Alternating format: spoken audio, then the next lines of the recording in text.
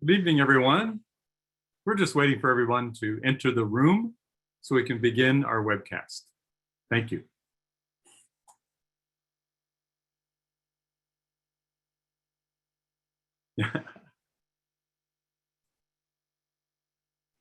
Already almost 100 people rolling in this evening. Awesome.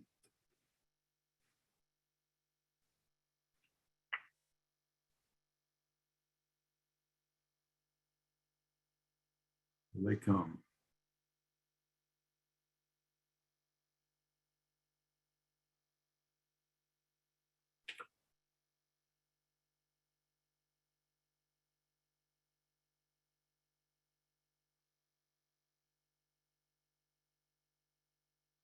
All right.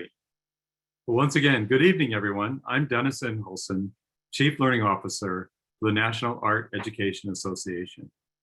We're glad you're here. I mean, we're really glad you're here, knowing what challenges you've all had this school year. I know that you're looking forward to taking some time off and maybe take a breath and relax a little bit, and you deserve it. Tonight, we're using Zoom for webinars. The session will be recorded and available to members and non-members at arteducators.org under Learning, Need to Know Webcasts. Closed captioning is turned on under Live Transcript if you need that. Feel free to ask questions or make comments along the way in the chat. Our panelists will make every effort to address your questions. Now, I want to share what's been my pleasure to work with these three art education professionals and colleagues and friends. Each of them have served and are serving on the Equity, Diversity, and Inclusion Commission of NAEA. They've opened my eyes to the many possibilities to support all teachers and the students they serve with dignity and care. And I mean all. Thank you. So let's get started. Here are experts this evening about place-based art making that intentionally celebrates equity, diversity, and inclusion at the core of the process. Integrating arts education in public art places builds public awareness to your program and enhances the environment in which art was created. The expansion of art knowledge and understanding from beyond the traditional teaching spaces, but the potential for creative, non-traditional collaboration and dialogue for greater social impact. Come to inquire and share and have inspired ideas. And don't forget to use that chat if you have questions along the way. So Anna here is going to be sharing her screen. Anna, do you have an expanded view of that? Can we see what happens? What we love about webcasts is they're informal. We'd like everybody to imagine they're in a room with real live people in person at a convention or a conference or a workshop. So we'll get going. Let me get us queued up here. All right. Thank you, Anna. So our three presenters. Elizabeth Barker is visual arts educator at Lebanon High School in Missouri. Elizabeth has been throwing clay and bringing the world to Lebanon High School in Missouri for 25 years. Her horizons broadened by globally strong perspective on an archaeological dig in Israel in the summers of 1993 and 1994. She received her Master's of Science from Missouri State University in 1999. She serves as Visual Arts Department Head and sponsors the International Club and General Sexuality Alliance in her school. She enjoys organizing murals, art trips, and culturally diverse fairs for her community. She is married to Robert Barker, and they have three awesome kids, Abram, Aliyah, and Adler. Dr. Pamela Harris Lawton is the Florence Gaskins Harper Endowed Chair in Art Education at the Maryland Institute College of Art. Dr. Harris is a fifth-generation educator, practicing artist, and art education professor. Dr. Lawton is a Florence, like I shared, a Florence Gaskins Harper Endowed Chair in Art Education. I know she recently moved back home to Maryland. That's great news. That's great, Pam. Her artistic and scholarly research evolves around visual narrative, and intergenerational arts learning in BIPOC communities. In 2019, she was the Fulbright Distinguished Chair at the University of Edinburgh in Scotland and an associate artist at the Tate Exchange in London. Through her art stories, community-based art projects, Lawton has worked with intergenerational communities in Richmond, Virginia, Charlotte, North Carolina, Washington, D.C., New York City, Scotland, London, Mexico, and Nicaragua. She has published extensively, and she'll share her recent publication later in this webinar. Anna Philhofer is an elementary visual arts educator at Santa Barbara Unified School District. Yes, we have all time zones today. Anna brings more than 20 years of experience as an artist, art educator, and administrator in district, school site, and nonprofit arts organizations. For 3 years, Philhofer served as co-chair of the City of El Paso's Public Art Committee to serve in the Museum and Cultural Affairs Division. It was here that she co-developed the inaugural Public Art Master Plan, the Cultural Arts District designation, and the passing of a Percent for Art ordinance. She has facilitated numerous cultural public art projects and is a strong advocate for the creation and preservation of murals in the communities she serves. Philhofer is currently an elementary art teacher at Cleveland Elementary School in Santa Barbara, California. And can you think of anybody better to share with us everything they've been doing for those community-based art projects? Thank you so much for being here this evening, and let's get on with it.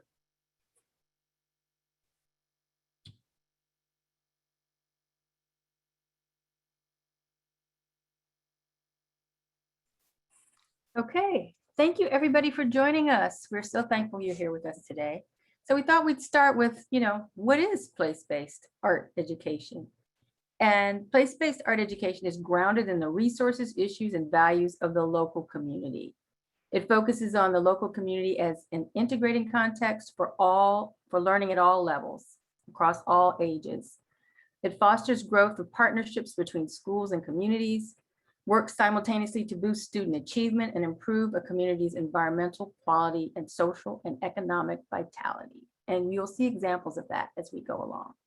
Place-based art education intersects with community arts, community-based art education, service learning, socially engaged art, and public art. Contemporary place-based education is deeply rooted in environmental justice.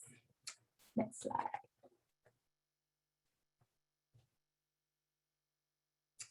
So I'm going to have some examples of how place-based art education came to be in the United States. Next slide.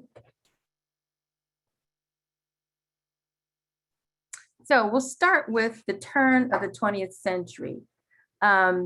Place-based art education in the United States was influenced by the arts and crafts movement in England. And that was an arts and social mission designed to ameliorate the effects of the Industrial Revolution on the working class people there. And the environment, what happened to the environment as a result of all those factories and things. And so they wanted to make cultural arts more readily available to the working class. So in the 1890s, many English proponents of arts and crafts movement traveled to the US to meet with social activists here and educators who were aligned with the goals of the movement. Next slide. Oh, sorry, go back one. I'm sorry, my fault. So what you're looking at here is Hull House, which is probably one of the better known of the settlement houses that were built around the turn of the 20th century, and it's in Chicago. And Ellen Gates Starr and Jane Addams founded Hull House after taking a trip to UK and visiting Toynbee Hall there. And what they did was they bought back what they learned there and opened this settlement house in Chicago. And what the purpose of the settlement houses were to help acclimate all the immigrants that were coming into the United States around that time. But what they did not want to do was to have people just kind of forget about their own cultural traditions and just become completely Americanized, whatever that is, right? And so they encouraged people to use and teach others and continue their cultural craft traditions. So what you see here are some women working on needlework. And Hull House had the first in the United States community-based art school within it. And they did bookbinding and all sorts of things there. So now we're going to move beyond the early 1900s or 20th century. Next slide. To the Works Progress Administration years after the Great Depression. So this was the kind of the second wave of place-based art movement in the United States. And it was boosted by the federal government's Work Progress or Work Projects Administration, which put about 5,000 visual artists and craftspeople to work, beautifying public spaces and uplifting Americans suffering from the economic and social setbacks from the Great Depression. So what you see here in this picture, and I selected this particular one because what you see here are white and Black artists working together on a mural in Wilmington, Delaware, that then went on top of this building. I doubt if it's still there, but there are many of these public works still around in government buildings, post offices. You may even have one in your community. Next slide. From that point, then we move into the turbulent 60s and all the movements that were happening then, one of which was the Black Arts Movement. And what you're seeing here is the Wall of Respect. And I think this was painted in like 1967 in Chicago. And so it was a part of that beginning point of the Black Arts Movement. And what happened there were a lot of BIPOC artist collectives that created public works in urban communities to educate and inform about the BIPOC experience and contributions to the founding of the United States, founding and progress of the United States, amplifying some of those untold stories and histories by making street art. So that's kind of how that started. So now we're going to move into the 70s. Next slide. And what we're looking at here is what's referred to as the world's longest mural, created by Judy Baca and her SPARK initiative. SPARK is an acronym for Social and Public Art Resource Center, and it's in California. And Judy worked with youth from different cultural and economic backgrounds. She had them researching and painting a mural that told the story of the BIPOC experience in California from very, very early days up to that present moment. I believe she is working on it still, like revitalizing the mural. But it's interesting because she's kept in touch with these people who were youth at the time, many of whom were youth that had been troubled or in trouble and needed something to help them, uplift them from the situations they were in. So she was pulling students who were in all sorts of different backgrounds and maybe not even necessarily artists, but what was great about it is they had classes on learning math so they could figure out how to create this mural. They had history classes. So all of this was a part of the art that was happening to create this mural. And if we move now into the 80s and 90s, the next slide, what you have here is Philadelphia is what I'm showing you. I don't know how many of you have been to Philadelphia or from the area, but you probably know that it's a great mural town. So what I will say is that what you're looking at there is Lily Yeh, who in the, Yay Philly, who in the early 80s started the Neighborhood of Arts and Humanities. And basically what she did was she worked with people in the neighborhood, beautifying the buildings there, many of which had fallen into disrepair, and then creating youth enrichment programs and programs for adults to keep them, to help them buy into their community and to beautify it and make it a better place and to provide educational opportunities for folks on different things. So there's some amazing programs going on there. So if you have not been to visit, you should visit Philly just to see the murals. Jane Golden in the 80s and 90s started the mural arts program in Philly. And what's interesting about her story is it was to reduce graffiti. So the city hired her to help reduce graffiti in the city. And so what she was doing was driving around in a city car that they gave her, looking for youth who were tagging buildings and things, and asking them if they would be willing to work with her on murals for the city. So what she did was she worked with college art students and youth in the city, and just the murals are incredible. If you haven't seen them, you definitely want to take a trip there to visit. So next slide. We want to talk about why is any of this important, right? Well, it's one effective way of teaching art and craft skills.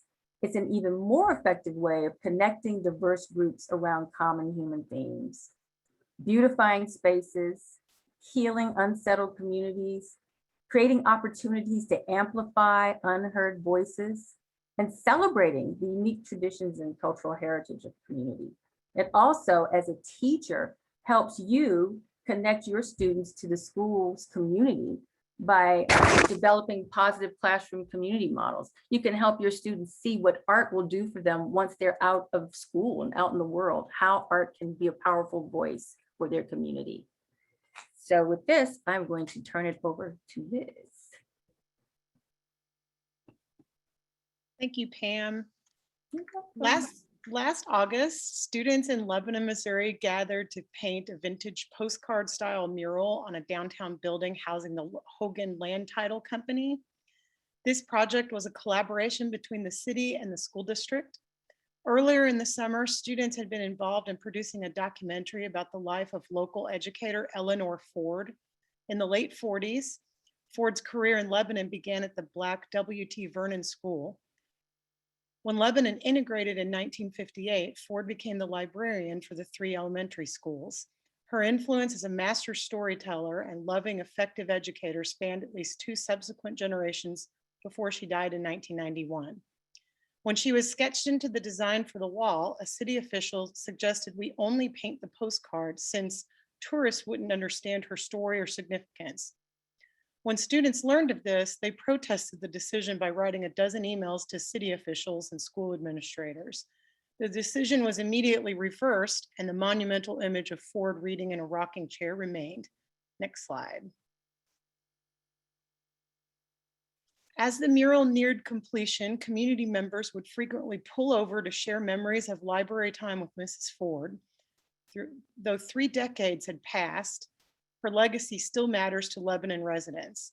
A plaque summarizes it for those who visit. The constellation Cassiopeia appears in the sky for the woman who called her students kings and queens for academic and social achievement, including successful book reports. The Ford family attended the mural's dedication ceremony as special guests, and the documentary was shown on a portable screen to a crowd of over 100 people. Community members volunteered to construct a little library in front of the mural that continues to be used and restocked. Next slide. The other imagery inside and around the postcard letters spelling Lebanon also tell our story. They include our school mascots, Jolie Barber Buckskins and Lebanon Yellow Jacket in the L. The E contains the tower that once stood over what was called the Magnetic Well. In the late 19th century, the well became a tourist destination because it was thought to have magnetized water with healing properties. The B portrays the turkey and white-tailed deer that are celebrated and hunted annually. The A is a wooden barrel that represents one of the products manufactured here at Independent Stave Company. The first N pays homage to the famous Mother Road, Route 66. The last N has a father and son fishing from a canoe from one of our beautiful streams. Their line has a fly lure that's about to catch one of the rainbow trout from the hatchery at nearby Bennett Springs State Park. The O needs a longer explanation. Lebanon, along with most of Missouri, occupies the ancestral lands of the Osage Nation. It was the location of a hunting village known as Wyoto, which stuck with white settlers before a homesick preacher from Tennessee proposed the change. 6 years ago, we painted a different mural attempting to portray Wyoto. Unfortunately, we failed to consult with anyone from the Osage Nation, and in doing this, we misappropriated culture in the process. While that mural has thankfully since been painted over, we wanted to honor the Osage people in this mural using the proper channels. We were able to contact the appropriate authorities in Pawhuska, Oklahoma, and gain permission to use the seal in the mural and on a land acknowledgement plaque installed next to it. We invited tribal authorities to visit in the future when the pandemic is under control. Next slide. These are showing parts of a 43 by 8-foot school hallway mural that was painted using a Missouri Arts Council grant to bring St. Louis artist Kababi Bayok to our community. Despite the COVID-19 pandemic, Kababi's project stayed on schedule. Mr. Bayok started with an effortless sketch of 6 characters and then accepted input from students and staff as he painted with them. The goal of the mural is to help students see themselves in the figures and to spark curiosity about the wider world outside of the rural Ozarks. Students were given the opportunity to participate in the creative process with a professional artist with rock star status. Students learned about Kababi's process and the nature of composition, the use of line, shape, color, iconography, and how forms can be abstracted. Students from arts, language, and social studies classrooms watched and wrote about the mural in person and through a live stream. Kababi was asked why he chose to leave the wall's previous decor that included wooden letters spelling Lebanon. Spontaneously, he turned them into a powerful metaphor about gentrification. Just because we are changing the wall doesn't mean they need to leave. They can stay and become part of the beauty, he said. As Kababi continued to paint and instruct students, he emphasized the journey, not the outcome in his work, similar to Buddhist sand paintings. He answered questions about his tattoos referencing fatherhood, art, and truth. And he discussed his education at Grambling State University and his 25-year career starting as a caricature artist at Six Flags, and later boosted by the sale of multiple paintings to the recording artist Prince. One became the album cover for the Rainbow Children in 2001. Next slide, and this is the video. So we may have to give control to Dennis.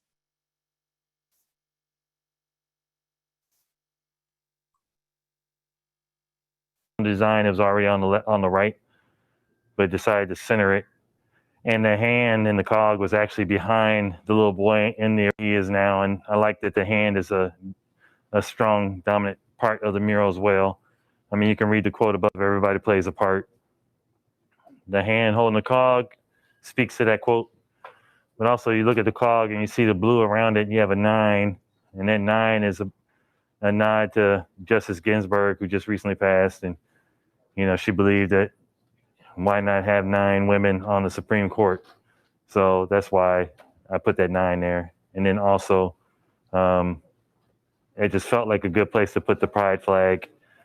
And so the purple area under the 9, I also like, it's just paint, and I love painting hands. So I figured, I kept seeing the thumb in there, so I made that the inside of the hand and just added another thumb to it. So that helped kind of hide and abstract that whole section. So that's what that is. This young lady is from the Philippines, and a girlfriend shared with me her story, and it's a young lady who couldn't afford shoes, so she made shoes out of plaster and drew Nike symbols on them, and she won 3 gold medals, and so that's why you got the no excuses underneath her, because there really aren't. If you can do something like that, you just got to believe that you can make it happen with what you got. You have a young man all the way on the end. You guys lost a classmate in the last couple of years, and that young man down there is meditating and doing yoga, and your classmate enjoyed being out in the woods. That was his place of peace. It was his family's tradition, and that place brought him calm. So the whole camo shirt and that position, that's a nod to him. And the peace symbol above it, to the right of his head, is from the tiles around the corner. So I like to come here and find things on the wall and pull them into the mural as well. So it's not just about me showing up and doing what I want. I try to come with a design, but have enough flexibility in it so they can change organically. Like I originally had a violin player for music, but then it was suggested that your band is a strong part of the culture here at school. So put a saxophone instead. And playing the horn, making noise, being loud, just felt right to go with the text, be heard. Because a lot of us, we won't speak up when we're thinking something, or we just don't trust that our voice matters. So be heard just is what that's about, going with that design over there. The truck is a nod to the classic car scene, car heritage you have here in Lebanon. So that went well with my young man here with the bow tie and all that. And one of your former classmates mentioned roots and family and that whole thing. So that's why you got the roots here from the tree, and then that's an F above it that will be turned into brown and green from a tree. And it also gives me space to add one of my birds that's on my neck, because the bird is also a way that I sign all the murals and ties all of them together. So that's where I get to put that. So I usually look for a place to do that. So when she brought that up, I was like, because I thought about where would I have one of my trees, because I almost always have one, branch, tree, something. So that's what that will be. Young lady here doing ballet.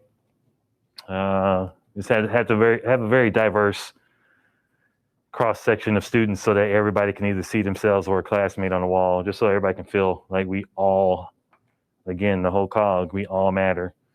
All the fish, for the majority of the fish, are all going that way to the right.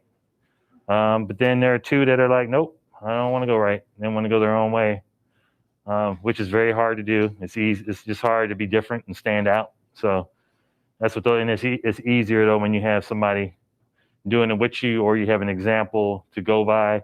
An example doesn't have to be here. It could be anywhere on the internet or anything you see. If you see somebody living a life that you'd want to do, go for it. If it really is burning inside of you, make it happen. Because if they're doing it, you can do it.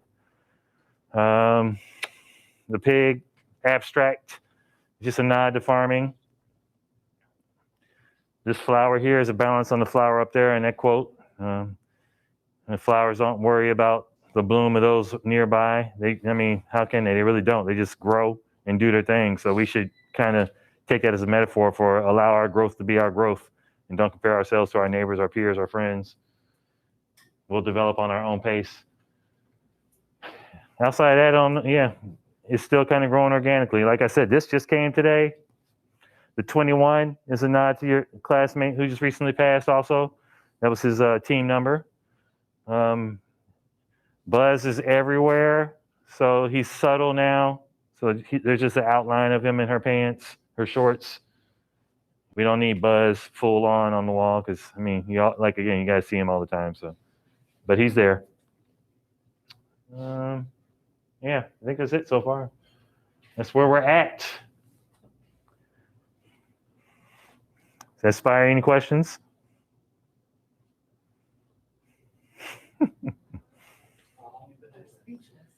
I've been painting for 25 years. Yeah. Like I said, I graduated in 95, and for the most part, I've been a full-time artist ever since. It's been very hard at times. It's been very good at times, but harder than not. Just having a conversation earlier about life is usually more hard than it is easy. And if you take sports as a metaphor, you're training and you're sweating and you're practicing and you're hurting and you're healing and you're doing all that most of the time, and then there are a few games in there. So you're always practicing and getting conditioned, and then the game is just like comes and goes. So that's really a metaphor for life. Life is really about just doing hard stuff. And I heard once another quote.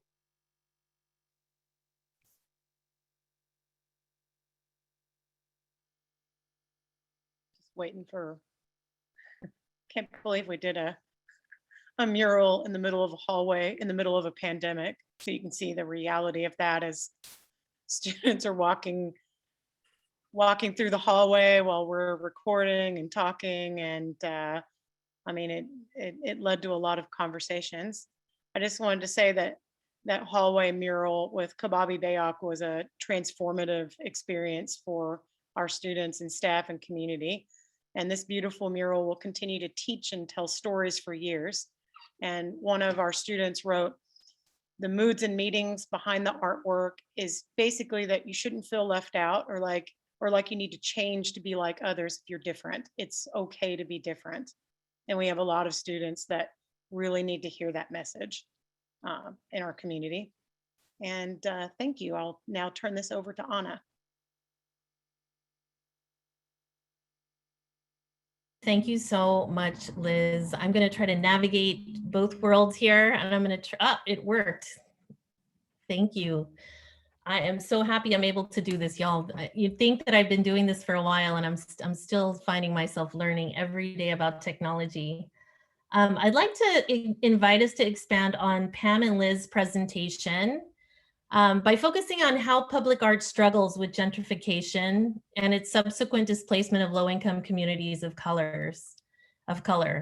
This is nowhere more evident than in Santa Barbara, California, where I live and work.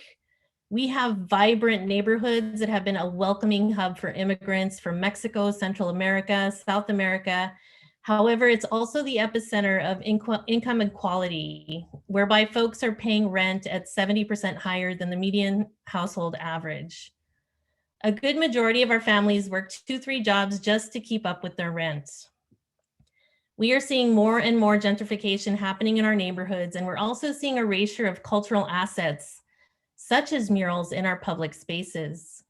These bring us questions as to how we go about deciding how communities choose to keep the cultural identity of the neighborhoods. And in the process, think about how we can do or keep spaces versus make spaces. This is where placekeeping versus placemaking comes into play.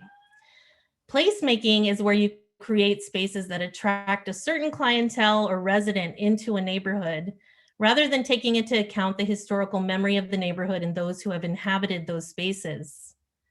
Placekeeping serves as a community bridge builder between the historic communities and the cultural assets, which in my East Side neighborhood includes 42-year-old murals that have helped define the identity of where I call home. My presentation is how a group of arts advocates and artists came together in community to collectively advocate to find a means to preserve and save the historic murals in my neighborhood. Through placekeeping, we found a voice and a plan to actualize the preservation of the cultural assets, which were slated to be eradicated or gotten rid of in the coming months, replaced with a new and shiny set of amenities in preparation for a redevelopment in our block in my neighborhood. This blank wall, you will see multi shades of beige and white, and it has a plaque cemented in the wall that reads, reflecting the concern of the Chicano community to be a productive part of society and expressing its hopes and aspirations. This mural is dedicated to the people of Santa Barbara, Chicano youth of Santa Barbara, May 1975. This signed by Manuel Unzueta, one of our local muralists.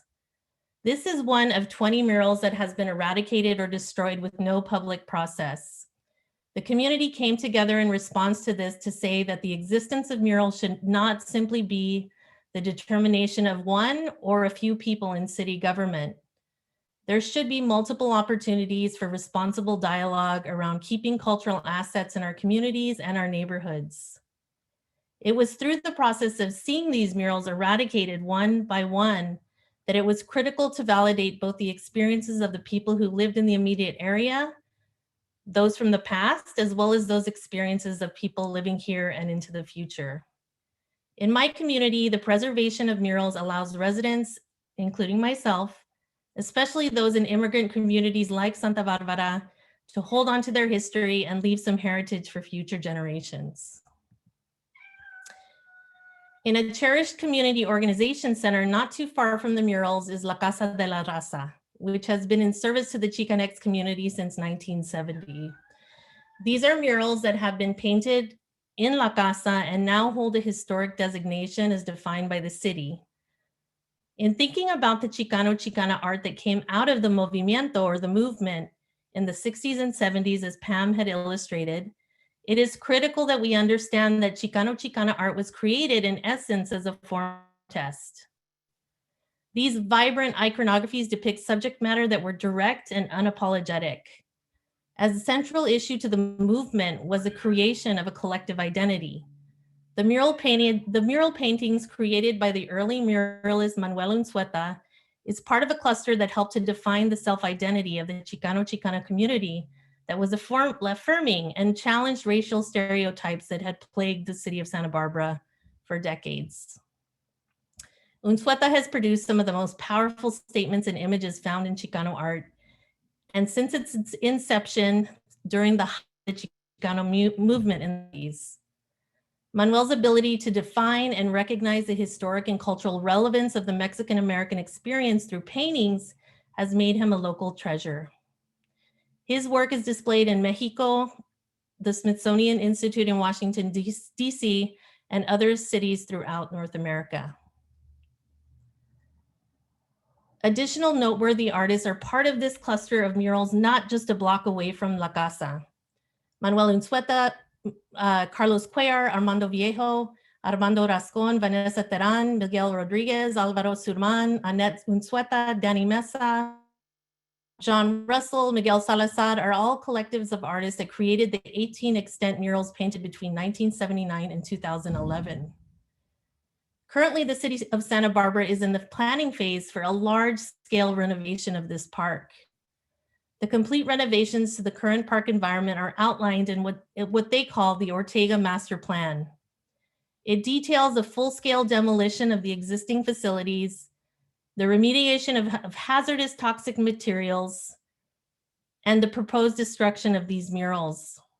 It was imperative that the community speak up to preserving these collaborative groupings of community-based murals that really stand as beacons of light for the East Side neighborhoods that surround them. They validate the existence of the community that represents my families, my students, and my community. And you can see that their reflection sends a powerful message, especially at a time when the marginalized community of Santa Barbara has been slowly erased. So in this master plan, there was no mention of the preservation of the murals in the initial planning process. When the public began questioning why, it was mentioned that research conducted on the existing park structures resulted in the following statement.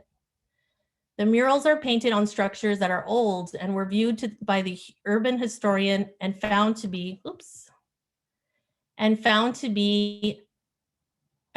not represent an intact, unique, or particular style that is important to the heritage of the city, nor forms of an integral component of the thematic complex or district, and does not qualify as a historic resource. The environmental impact report for this plan fell short of mentioning the historical significance of the park murals, which started going up as early as 1975.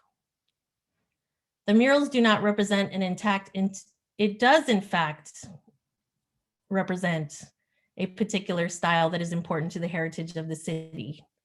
And in this case, we were willing to speak up. So in this process, we came together as a collective and we quickly formed a group called the Ortega Park Mural Project. And it was important that in coming together in community that we had an educational component to understanding the history of the park, but also understanding how to educate ourselves and find out what other communities were doing to preserve Chicano murals.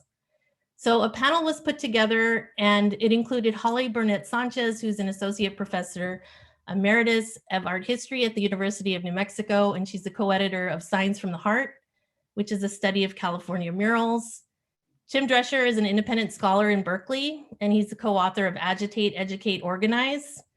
And he also specializes in Chicano and protest murals. And one of the original muralists, Manuel Unzueta. We also had a muralist conservator who lives in Los Angeles and her team to understand what the conditions were of the mural and what was able to be done to preserve them. Josie Talamantes is a historian from San Diego. She co-founded Chicano Park in 1970s, and she helped develop it into the cultural and national historic landmark that it is today. So she was a wealth of knowledge in terms of finding a model for preserving the murals. For the months of March and April, we held a series of workshops in the community surrounding the issues of gentrification and the history of Chicano murals. The events included panel discussions and a space for community conversation as kind of a through line throughout this presentation. And we partnered with organizations and other grassroots organizers to increase our potential to preserve the murals in the neighborhood and further expand its reach and agenda for updating and maintaining the park. Through this process, it wasn't just about grassroots advocacy. Like many of my young Chicanx students growing up on the East Side, the murals are their initial source of ethnic studies, something that was just mandated as a high school requirement in our schools. Having inspired my own self to educate myself as an art student in schools, it wasn't to get schooled in Chicano murals. There was no way to avoid these beautiful murals. They became my textbook and my education.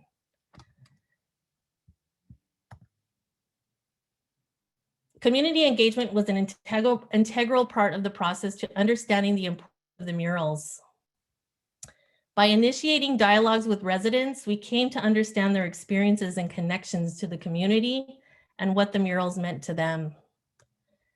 Through hosting a community event with about 150 people, many citizens demanded that the city leave the park and the murals as they are. At least preserve the murals while updating and adding amenities. Others' suggestions included adding representative of the East Side Black, Asian, and Italian communities, and dedicating funds to expand youth art programs, especially so neighborhood kids can continue Santa Barbara's mural traditions. A majority agreeing that the 18 pieces first painted by local and international artists in the late 70s, with additions over the years, are important cultural artifacts representing Santa Barbara's Indigenous and Chicano heritage. So through this process, we found out there were some key, cornerstone things that we needed to do in order for this movement to move forward. One was murals bring people together. These Santa Barbara murals represent the coming together of diverse people and local communities in support of an ambitious plan for Santa Barbara. Collaborative planning would help us connect, share ideas, and vision for a better world for the park. And it built skills in us to strengthen our group and communities to build on that powerful movement. Inspiration and storytelling. An experimental creative event maybe reach a good amount of people, but it also excited us and engaged us in our community to think about the world beyond us and for our young students. So art, we found out, can amplify our most powerful weapon for change, the stories of our communities, how we are impacted by an unjust system, and how positive solutions for change can be realized. Place-based art education is critical to this movement. As murals increasingly appear in your communities, make sure there is a strong component of place-based art education. Be ready for political pull. These murals will act as a call to action. Images from across Santa Barbara will be shared with our political leaders to show that people are united and they're ready for action. Advocate from your government officials that there be guidelines in place for the management and care of murals as cultural resources. Document, this is critical. Keep photos and videos of works in progress, much like you saw Liz share today, to memorialize the process, and ask policymakers to oversee the arts that they start a registry of public works, along with a plan to maintain and store the murals for the long term. So I have a short video and I'm gonna stop share. I'm sure you heard my cat meowing in the background, I apologize.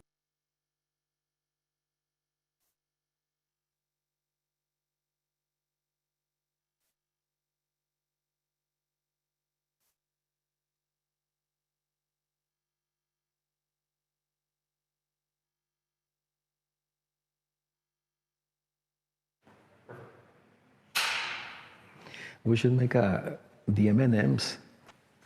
M&Ms.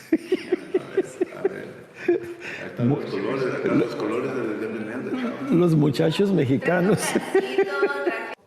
To me, it is a physical place, Ortega Park. The name of the streets around it, Sal Si Puedes, Ortega, Cota, Nopal. So we want to say that that's our park of the east side, okay? And that's actually the Mexican park in Santa Barbara that we identify with. As I look at the park right now, actually it's very sad. They move all the trees that used to be there. The grass is not as good as before. We are not asking for a luxury park, okay? Because we have luxury parks in Santa Barbara where mostly non-Latino people go there and they look very nice. Just look at the one in front of the Mission. Okay, so to me, I think that Ortega Park, there's no reason why it has to look so empty, so like something is gone, like it's dying. And when we found out that they were going to do it, hey, sounds good, hey, that's for it. But then they said, hey, wait a minute, some cultural things of this park and some of the footsteps of a lot of people in this park. Hey, they gotta go. I'm talking about footprints, okay? I'm speaking of the vibes and the spiritual side, but we also got symbols of the Aztecs, and we also made murals of farm workers, and we also put the American flag here and there, and things that kids like to see at the beach in the swimming pool. In other words, we were always open. We never say, hey, this is ours. No, no. What we are saying is everybody's welcome, but please check the history, check the impact that you are gonna make if you are not going to respect, I would say, the multi-generational value.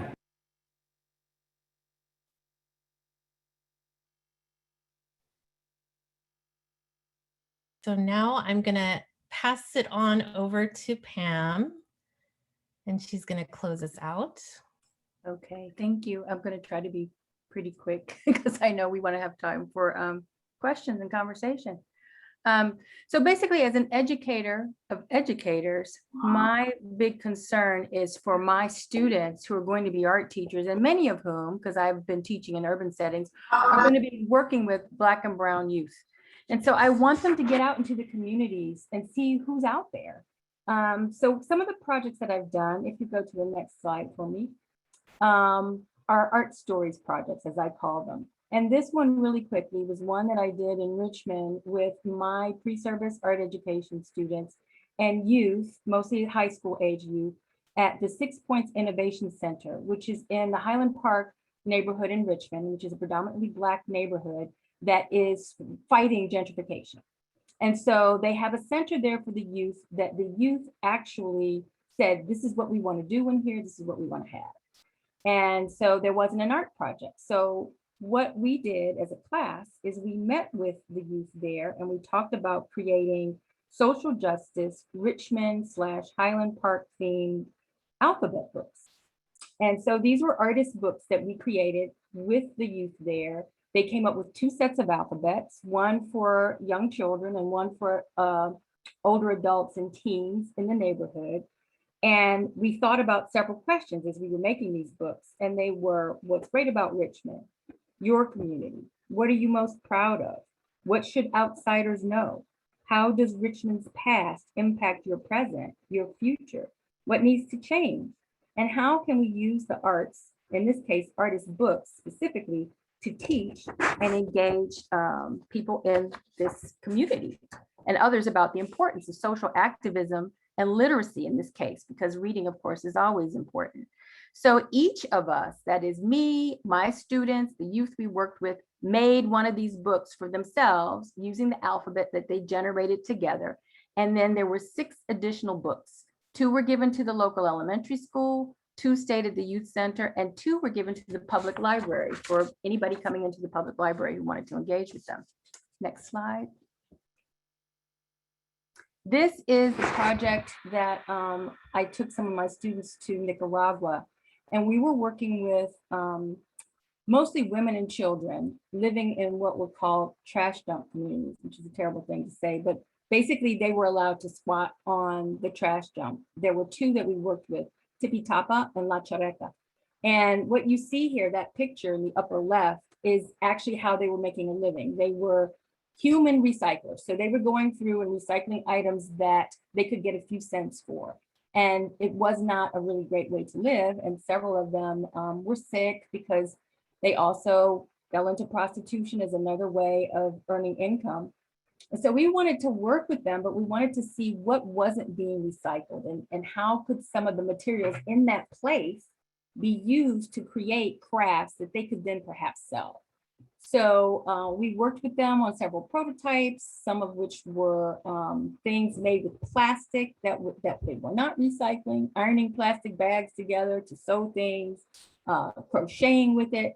And then they showed us how to make these amazing wire creatures out of scrap wire that was in the dump. And we talked about making jewelry. We went down there for 15 days, and then one of my students went back for 2 more summers, and they worked together on their craft. And what's amazing about it is the community transformed itself. They self-empowered. they were able to sell their crafts, continue to hone in on their skills, and use the money to create a co-op that went back into their work so they could buy better materials, for example, to sell the work. So that's just one thing that I said, this is great to see what's in a place and how people can use that to economically self-empower and become more independent.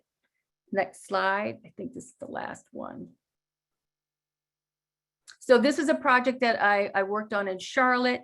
I wanted my students to get off of the suburban campus and go into the city of Charlotte, where there were quite a few homeless people who we called the neighbors. And the neighbors were working at this center called the Urban Ministry Center. They had a small train depot that was not really in use anymore. And they were running services out of that depot, things like counseling. Then they had a soccer team for the neighbors. They had a gardening program, and they sold the herbs to local restaurants, and they wanted an art program. So we worked together creating a mural about the people in that place and their lives. And so we wound up making two murals. One mural is there at the center, and you can see an image of the train depot. That mural is like, I think 9 feet by 10 feet.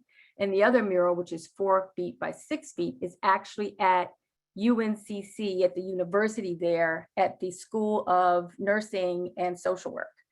And so the people we worked with are in that mural, that quilt, it's a quilt, at UNCC. So the students can see who these neighbors are and how they contributed to the community. So I'm just going to leave it there.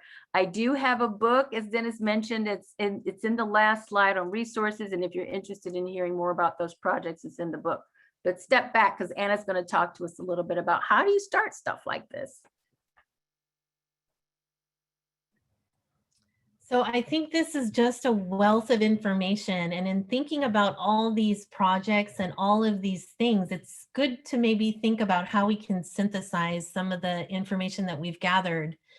So through this process, we hope that we have found a way or a tool to research communities and their assets. What is already in the community, and locate the community connector. Who are those people that are the glue in the community that make art happen in your communities? Use theoretical and pedagogical frameworks to develop communal understanding, establish rapport, and challenge assumptions. Having biases is normal. It's something we all have, but it's when we challenge those biases and assumptions that we can really create some really beautiful things, and art can be a tool for that. Plan a project in which everyone has a meaningful stake and voice. The neighborhood, the elders, intergenerationally, how can you let their voice be a part of the project? Dig beneath surface understanding of the creative process and the resulting product to foster a transformative learning experience. Much like we saw in a lot of these examples, materials can be an obstacle, but it also can be a gift. So in the examples that Pam has given, she explains how don't let things limit you just in terms of the material that you may need for a project, but think outside the box and really think about the community assets that already exist. Share, publish, exhibit, and celebrate. So important. Celebrate the experience within and outside of the community. Make sure that it reaches far. I think in these particular cases that were given today, you notice that there was a sense of documentation and sharing, just like we're here today, sharing as well.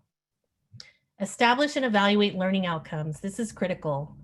Enduring understandings and next steps. So our journey doesn't end when the project ends. It's also about making sure that those art assets are also an educational tool for future generations to come. So with that, I'd like to turn it back to Dennis. Can I say one last important little thing? Yeah, I'm sorry. If you Pam. want to work with certain communities that you feel are under-resourced, please don't use those terms. Don't use under-resourced, underserved, or marginalized. People don't think about themselves that way. Think about it as untapped potential. Every community has assets that you can tap into. Thank you. Absolutely. Thank you for bringing across that point. So now I'm going to pass it back to Dennis. Well, Thank We you. have the resources slide too. And You thank want you. to show that, the resources slide. I think there's some links here that maybe we can put in the chat. Yeah. You can see the Mrs. next. Ford documentary and some of the other links with Kababi's mural and work. If you have your cell phone and you can hold it up to that QR code, there's lots of articles and things associated with that. We'll leave that up a few minutes as we wrap up. We have just a few minutes, but Leah Salza from the Loft Collective actually asked some really great questions that came through today. And you've touched on some of these questions, but if you could look those over, here's one. I'm wondering what they recommend to develop background knowledge about a place. How do you cultivate an understanding what a place is about, what came before, and what is here now? I can take part of that. And I think Liz should take Jennifer's question because that's definitely something that she's doing. I would say part of that is doing your research, right? You kind of have to find out about where you are. And a good place to get reliable information about a community is the library in the community. And if it's a particular neighborhood, let's say if you want to work with the neighborhood that's where your school is located, having the community come in. I'll give you an example. When I was in Charlotte, there was an art teacher there who was amazing. And some of the community gave up their farmland so that they could build a brand new high school and a middle school because so many people were moving to Charlotte, there weren't enough schools. So what she did was when the school opened and she was at the middle school, is she had a back to school night and she asked people to bring in photographs of what it was like when they were kids. What was the community like? Because she wanted the school to recognize these people gave up something for the school to be there. So people brought in pictures. And then she wound up creating this amazing photo mural in the lobby of the school. And so in this mural are images of people and the community at various points in its history, right on up to present day. So it's a constant reminder for anybody coming into the building that this is what was here. This is what we celebrate. We don't throw away, the past history of this community as we change and morph. So, I mean, there's a lot of things that you could do like that, but I would say your best resource are the people in the community. People always want to tell their story and talk. Thank you, Pam. And let's move on to that. Pretty much our last question. This comes from Jennifer. I'm an art teacher in a predominantly white and very conservative district. Our BIPOC and queer students have communicated that they feel invisible. What are success strategies for advocating for the creation of public art projects when administration is not supportive of anything that can't be removed on a moment's notice, or administration that is too nervous to potentially ruffle feathers with socially engaged works? And yeah, Liz has dealt with some of this. Liz? Hi, Jennifer. I'm an art teacher in a predominantly white and very conservative district. And incidentally, our BIPOC and queer students have communicated that they feel invisible here. In fact, we know that because a couple of years ago, we had some pushback to some training. And so we started collecting their stories. And we started collecting their stories in a way that it was accessible to our administration and to our teachers. And I believe when you center the students and when you center their stories, teachers listen. I mean, people who are in education for the right reason, they're there for the students. And when they're hearing that we have kids in our community who are hurting and feeling invisible, most of them will respond with empathy. And so when we're doing these projects, it's centering the students and their stories and putting that out to the community. And it also helps that we've been painting these murals every summer for a number of years. And so it helps to sort of build some trust in the community. Although, I mean, there was a day when all the administrators lined up in the hallway to listen to Kababi talk about the imagery in the mural. And he mentioned that there was a pride flag in it.